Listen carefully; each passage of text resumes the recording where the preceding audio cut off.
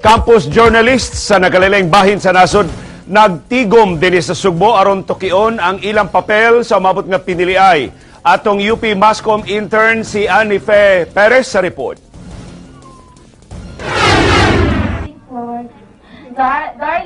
Rock the Vote.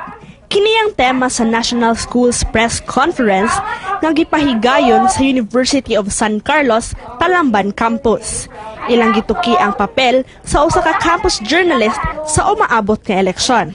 Ang role ng mga campus journalists ay hindi nakukulong sa kanilang mga universidad at kolehiyo, kundi lumalabas ito. Yung mga pahayagan natin ay, mga pahayagang pang-campus ay lumalabas, nakakarating doon sa ating mga tahanan, sa ating mga komunidad. Kaya malaki yung role ng mga student journalists sa pagpapakalat ng mga balita na nakaka-apekto sa estudyante, sa kabataan at pamamayan. Ang point ani is ang learning experience sa mga students, sa mga student delegates ug sa student journalists, magina ang atong tumong diri sa karong event nga nasa makatunan. Iba na bana sa College Editors Guild of the Philippines nga niabot og 170 ka campus journalist ang misalmit sa maong conference. Gitinguha sa mga organizers sa maong kalihukan nga mapadayon sa mga campus journalists ang ilang pagpakabana sa mga katalingbanong issues sud o gawas sa tunghaan.